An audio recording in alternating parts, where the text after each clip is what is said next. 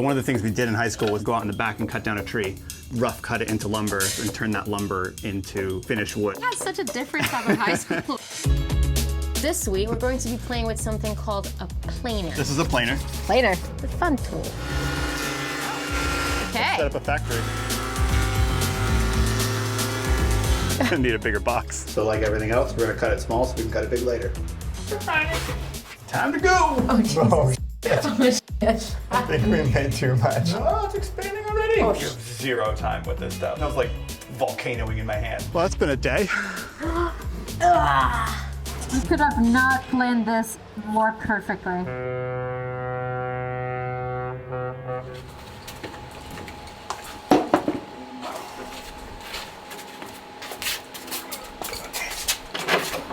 Well, guys, today, well, this week, not just today, we're going to be playing with something called a planer. Do you know what a planer is? I know now, but I had no idea what a planer was before we got it. And to me, it looked like a 3D printer. I think on this side of the pond, it's called a thicknesser, or something like that. Yeah. Yeah, so we are done putting all the primary and secondary bulkheads in, and we're getting around to putting all what we're calling the tertiary bulkheads in. So it's gonna be like the stringers and stretchers for the cabinetry, you know, bench tops, the V-berth top where the mattress sits on, the pilot berth top where the pilot berth sits on, all that other bits and pieces of plywood that are going to turn our bulkheads into cabinets. And there's a lot of different ways that we're attaching those. Some are going to be Sikaflex, some are going to be glued and screwed, some are going to be fiberglassed. It just kind of depends where they are. But yesterday I made like a bit of a little mock-up of how all of like the corners of our cabinets are going to go together. So like one of these would be like a secondary bulkhead, like a bulkhead that's tabbed to the hull,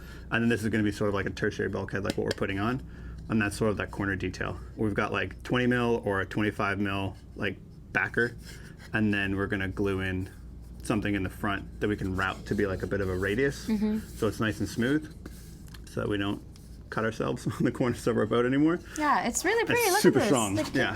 It's a really nice looking model there. Oak just has, well, almost any hardwood has like long continuous structure, right? Whereas plywood is really good in one direction, but not necessarily the other. And if you try to put a screw through like parallel to the laminate, it can split apart pretty easily. And as we've seen it in our epoxy and vinyl ester testing, it's really only as strong as that surface layer because the epoxy and vinyl ester don't penetrate past that.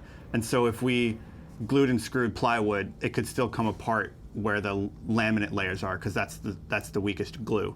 So if we use a hardwood in the back and then we epoxy both sides and then screw it into the plywood, then that creates a pretty nice glue joint. And then if we put another piece of oak down the front and then radius it and glue it in as well, then it becomes like a really, really strong joint because it's epoxied, it's got lots of surface area that's glued, and that oak is strong on both directions all the way through. And it's not gonna come apart and it's not gonna squeak, and we don't have to fiberglass it. And it's nice and pretty, and it's gonna be paintable. Yeah, so we went to the lumber yard thinking that they would have, kind of like the plywood sheets, they would have sheets of oak that we could just use the table saw to cut into pieces. Or at least some finished pieces. We're used to Home Depots and Lowe's where you can go in and just buy 1x2s and 1x1s, and like you can buy all of the finished wood. But here, not so much. The only thing they had available were giant pieces of This is like pure oak. super unfinished, just rough cut lumber, Yeah. which is beautiful, but not something you can really turn into a cabinet without some tools. We asked if they could do it for us. They're like, no, we don't take custom orders. You have to buy this one or nothing. And so then started talking to me about something called, well, we can do it ourselves. Yeah. I'm like, how are we going to do it ourselves? The table saw can't finish all the size of the It looks of a the little wood. rough on the table saw still. It's And not then quite and then you were like, no, we're gonna buy a planer. I'm like, a what? Then the other day, the planer arrived in the mail, and it was kind of like an eye opener for me because I didn't realize that you could buy that piece of equipment that came so small and basically do everything ourselves. and makes really, really pretty pieces of wood when it's done. So No, this is like bringing me back to my high school days because my high school had really good shop classes. We had automotive shop, we had wood shop, we had metal shop. And so one of the things we did in high school was like go out in the back and cut down a tree and then rough cut it into lumber and then kiln it. And then the next year you go back on your elective class and turn that lumber into, you know, finished wood and turn that into like boxes or, you know, chests or whatever you want.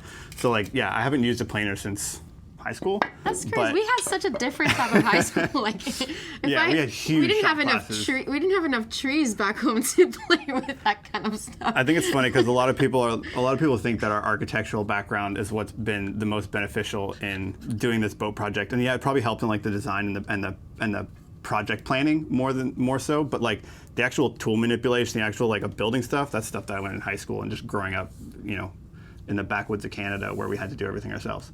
Nice. So, do you want to run me through every step of how we're going to be doing this? So in order to get to this finished piece, we're gonna this backer piece. We're either gonna do 20 mil for some of it or 25 mil, so 3/4 inch or 1 inch, depending on where it is. If we're gonna be sitting on it or standing on it, we're gonna use a 1 inch piece, which is 25 mil. And if we're gonna be like for shelves or the top of the hanging locker, places that don't need to be nearly as strong, we'll use 3/4 inch or 20 mil. So we need to take these big chunks of oak. Probably we're gonna cut them in half with the track saw because they're kind of warped and twisted and stuff. And then we'll feed those through the planer until we get them down to somewhat of a dimensional thickness. Then we'll run them through the table saw and rough cut them down into something about this size. And then send those back through the planer again to get those to be this like 1 inch by 1 inch. 25 by 25 mil, and that's going to be what we use for like anything that needs to be strong, anything that's going to be holding like human weight. And then eventually we're going to take that same rough cut and cut it into quarters to make these little 12 mil by 12 mil pieces, only they're going to be square, so that when we put them in the edge and glue them in, they're going to be square. And then once they're glued in, we'll take the router and radius them off so that'll be nice and perfect, rather than trying to make it quarter round now and then try to glue it in. It might be off by a little bit. So yeah, we have basically 3 different dimensions to make: 25 by 25, 20 by 20, and 12 by 12. The good news is oak and hardwood is kind of expensive, but when you buy it like this, it's much cheaper than if you buy it pre-finished. And so we're saving like at least 50% of what it would cost us to do the work ourselves. Which we used to buy the machine. Yeah, exactly. So today we're going to be pretty much turning our little workshop here into like a factory. Yeah. And we're just gonna crank out some pieces of wood. Yeah. So, are you ready to learn how to use a planer? It's Yeah. a very satisfying tool. I think you'll like it. On that note, let's. These are we're my gonna test run pieces out of that I did the sun. other day, so I've already got a head start because I already know how to use it. But now I can teach you how to use it. All right, let's get to it.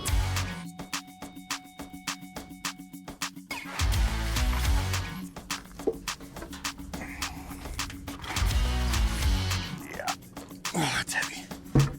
All right, so the first step is going to be to cut this giant slab of oak down into something manageable, because this is a full width of a tree. It's got bark on both sides, and it's got checks and splits kind of in the middle of it. So we'll probably just cut it in half with the track saw, just so that we can then have a straight edge to run it through the table saw and start rough cutting it.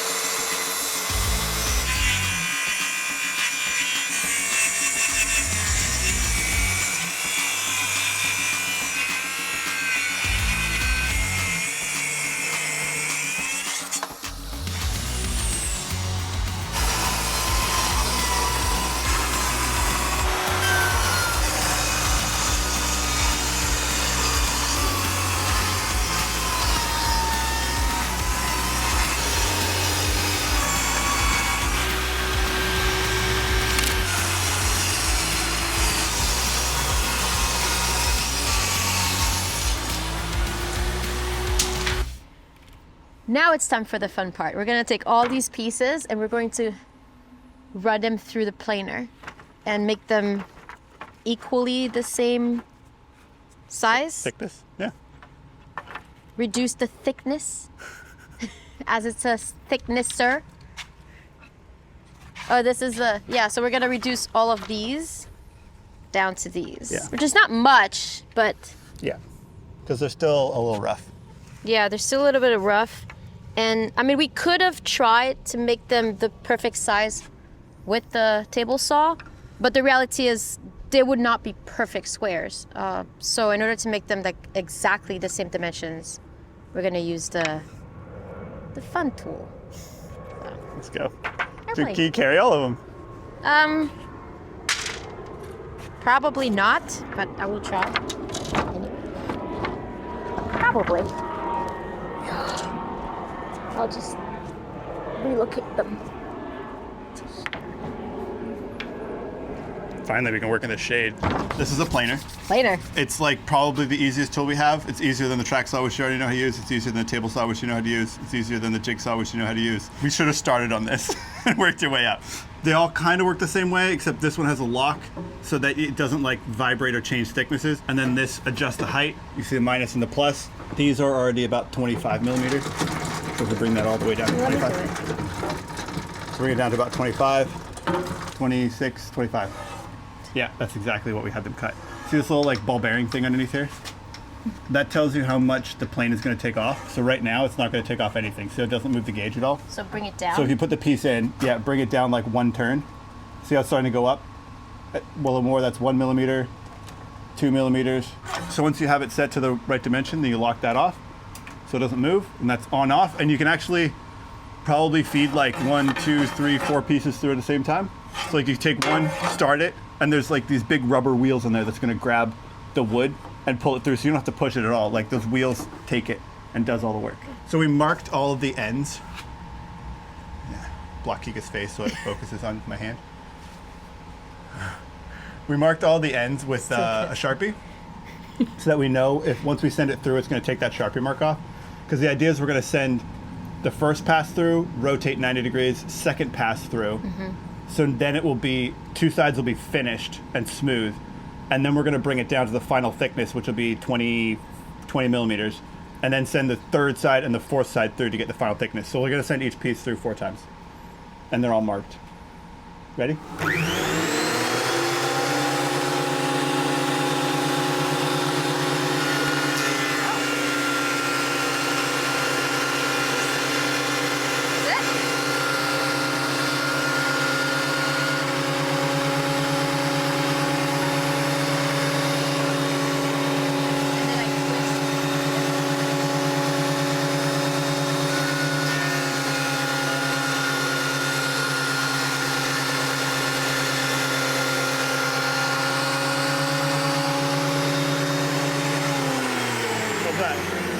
It's like a printer.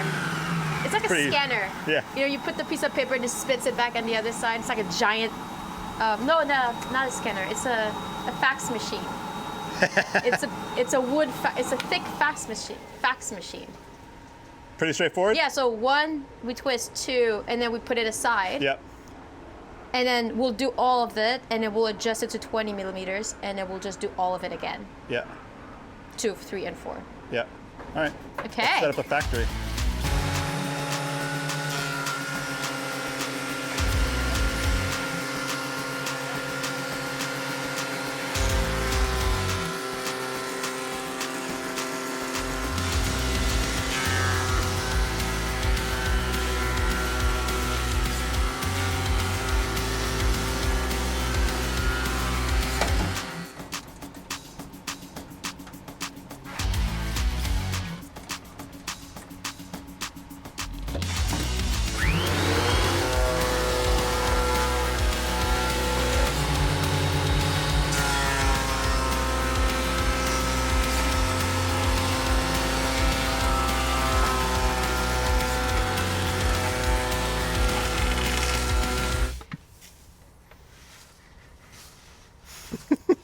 I need a bigger box. That's a good thing that's not going in vacuum cleaner bags. That would be a mess. This works pretty well. So much. It's beautiful. We should get a composting toilet again. This would be perfect. Nice No, thank oaky. you. Should we start a whiskey distillery? Well, that's been a day. We've got 4 big piles of milled lumber now. We've got 1 inch, 25 mil, 3/4 inch or 20 mil. We've got these little 1/2 inch, 12 mil pieces for the corners. And then this is little 6 millimeter strips that were just sort of the leftovers of making the 20 mil that we'll probably use for something. And then this is all the scrap we have left. That's it. So that's pretty good use of material. So we took this raw wood, turned it into something useful. It'll definitely get us through a huge majority of what we need to do. And if we need to get more, we can, but this is a lot. It's super satisfying to like turn a chunk of wood into like useful bits of trim. Beautiful little pieces. Beautiful. Yeah, super smooth. Brings us joy. Is it necessary to mill down pieces of wood that you're never going to see and you're probably going to paint? Does it give us joy and happiness? Yes. To know that like everything's square and it's as good as we can make it. And then these edge pieces particularly needed to be exactly 12 millimeter. Yeah, now we can start putting in more of the tertiary bulkheads and gluing everything together and continuing on our squeak-free journey of building a boat.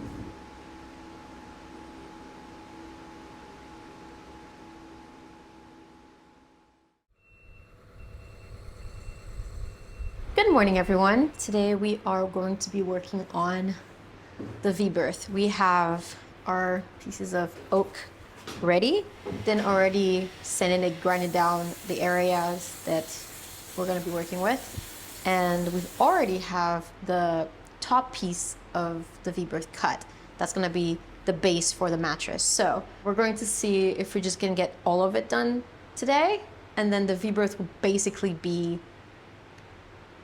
done for now. But right now Din is lasering and measuring everything that we need to make sure that when we do epoxy and glue these in and screw these in, then it's going to be the final install. So this is exciting. We're going to have a V-berth after today.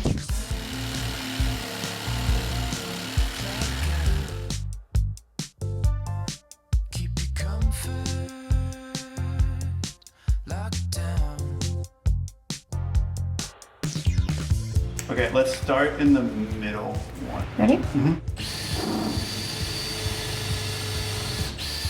All right.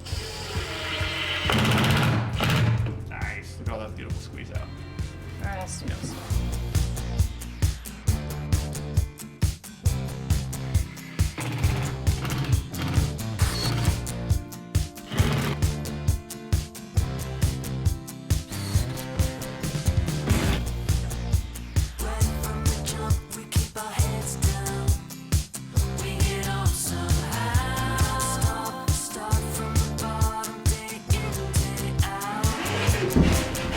And we're using the front, I guess, aft edge to line everything up. That's centered? Because I can't see from there. Ready? Mm-hmm. Well, it's not centered anymore. That somewhere about there should be centered, right? Yeah. There-ish? Yeah. Super. It's so curved. Yeah. So now we need to drill and screw it. Yeah.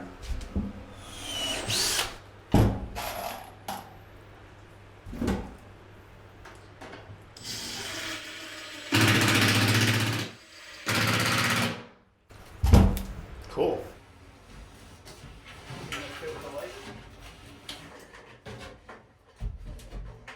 All right, so we've got our two pieces screwed down with some epoxy underneath them. And now we're gonna cut just like a Kika-sized access hatch. We're gonna be cutting larger hatches in. We're not 100% sure exactly what size they need to be yet. So like everything else, we're gonna cut it small so we can cut it big later. We're gonna do one in this aft section and one in the forward section, so we can get underneath there, clean up the epoxy that's squeezed out. Eventually glass underneath, because this is going to be glassed into the stringer along here and underneath, and then paint and prime and everything. But for now, it's just to see what our squeeze out looks like and clean it up. And then also we're going to start pouring expanding foam along the edge to fill up that gap between like that angled stringer and the plywood sitting on top of it. Look, we have a bed.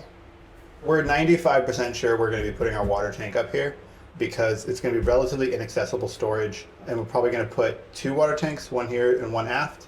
And so the one aft will be like our main tank that we'll use all the time, and then this is going to be like secondary backup tank, because it's always good to have two, just in case you put salt water in one. And this is basically going to replace the four 25-liter jerry cans that we had in the cockpit. So this will probably be like 100 to 150 liters. Which is like 100 to 150 kilos, which is like the two of us sleeping up here, which makes absolutely no difference to the trim of the boat. All that to say, I think we're gonna cut our access hatch like more like here.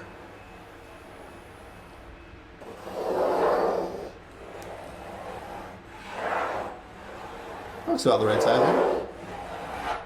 Yeah, that's And then this one's gonna be the same thing. We're gonna cut it like somewhere like, this one's gonna be a bit trickier.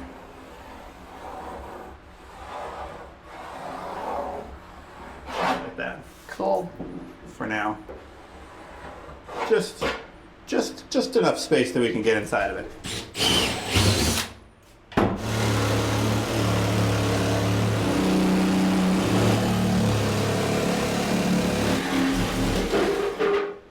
Cool.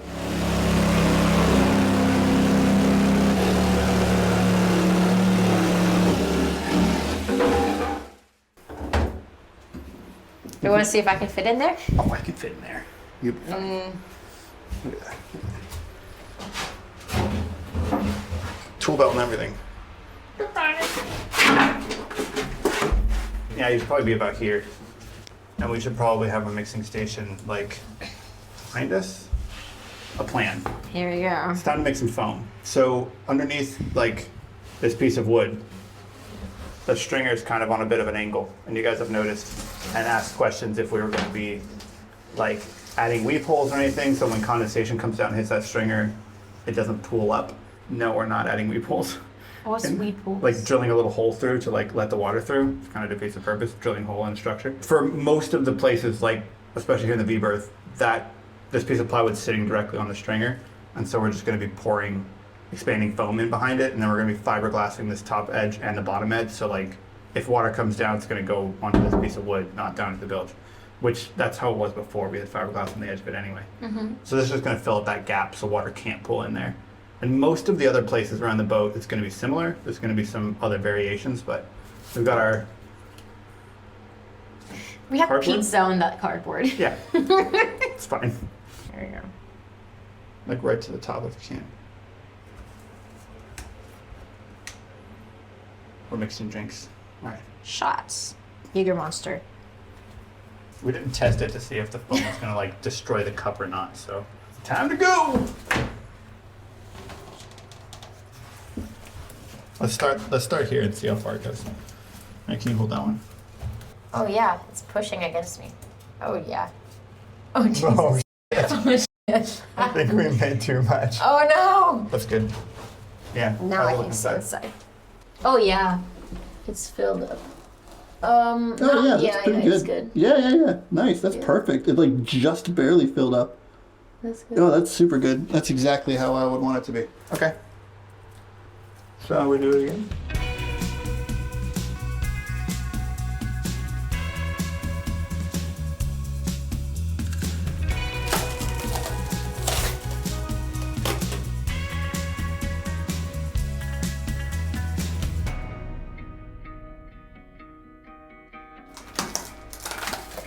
Good enough. Ooh, yeah. Yeah.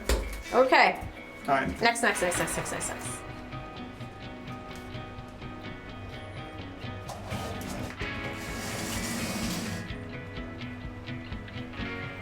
Oh, it's expanding already. Oh we didn't make that one.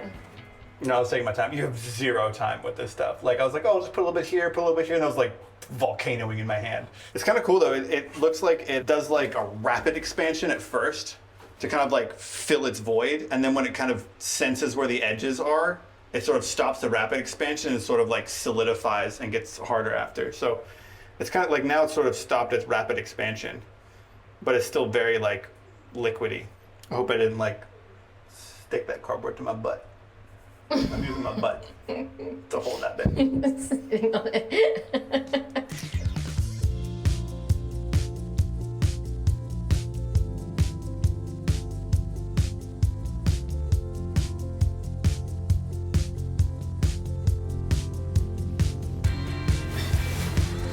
Well, it's fiberglass time. All the layers of fiberglass are cut, and now we're going to crawl into the V-berth little openings that we did yesterday. And we're going to glass underneath the base structure. Maybe the first thing is I should see if I can fit in that hole. Oh yeah, I feel like I will be fine. I'm gonna need a flashlight though. Oh boy. Can I? Ugh. Is there space to glass? If I hand you stuff? Yeah, I mean, I can do it. It's a little dark. Do we have a headlamp or something? Well, you have the lamp there. I'm gonna be passing you glass probably. Probably. Oh my god, it's hot. Yeah. Let's get that done first, and then we'll be outside after. Okay, well let's do this.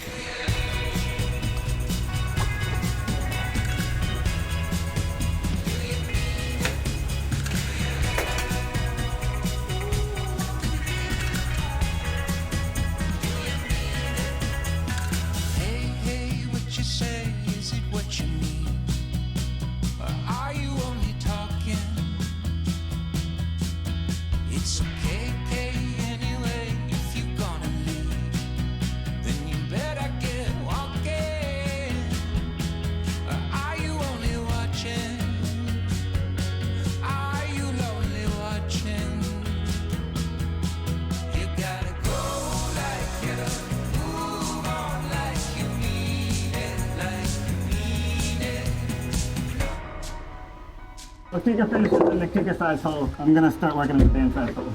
The Dan size hole.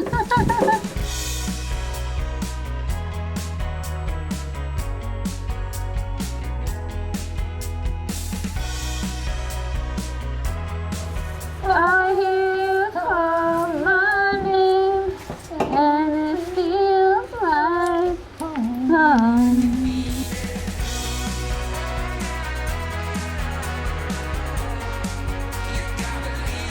It's the last piece of your fly.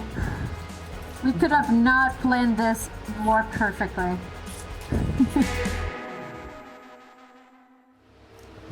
All right.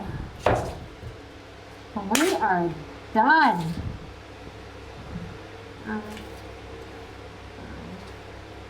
Later. Hey. Good job. Looks awesome. Oh my god, I am exhausted. We fiberglassed all the things we need to fiberglass in the V-Bird. I call that as a exhibition. Yeah. Ta-da! Look, we have a V-berth. We've got a master stateroom. We have a master bedroom. We will be cutting these wider.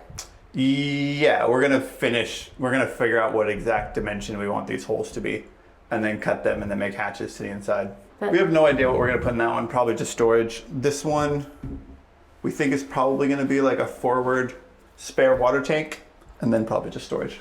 Probably just storage. Something else, I don't know. Remember when all the boat projects we did in the past, we lived in the V-berth while we had everything completely gutted. I do remember that. And this time, We just like masked this Yeah. off with plastic. Like the very first, when we did all the bilge repair stuff, we just lived in the mess. yeah, and then we would come in and out from the hatch here. Yeah. But I mean, to be honest, it would be nice if we could sleep here It's air because it's air conditioned and it's really hot outside, Yeah.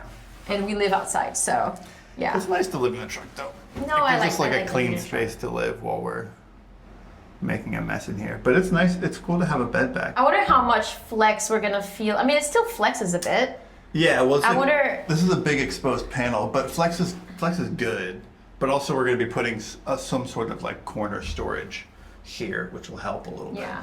I mean, flex is good, but do you remember when we would sleep in here and then you could feel, it felt like a fish. You could feel the boat just moving so That's much. sketchy.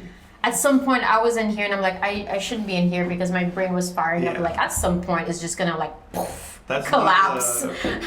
One of the reasons why we never slept in the V-berth is because every time we hit a wave, like you could feel the flex of the boat up here, and it was It's just sketchy. really unnerving. Now that we have a platform in here, we can cut these holes proper size. We need to make this one large enough we can fit whatever water tank we're gonna fit in here, and this one just needs to be a little bit bigger so we can put a hatch on it. But now we can also climb into the V-berth or the chain locker because we're gonna drop the chain, put a floor in there, fill it with foam, glass it all in, paint it all, clean it all up.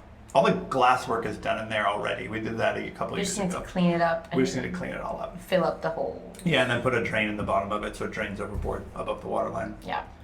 So that'll be good. But yeah, we're coming along. We have a lot work to left do, to do. But at least this part is like 80% done. Pretty much done. And then at some point, probably when we do all the rest of the hatches, we'll add the hatch up here.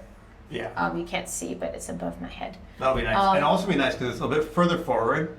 And there's a bulkhead here, so when we open it, that wind is actually gonna like come in, hit that bulkhead, and actually blow down on us. The problem with the old hatch is that it was like It was going out. it was like aft of the bed, so when you open it, the air would just blow right past your head, and it wouldn't actually hit. So we put this ducting system underneath, so it would like funnel the air back towards our heads. Well, one done. Boom.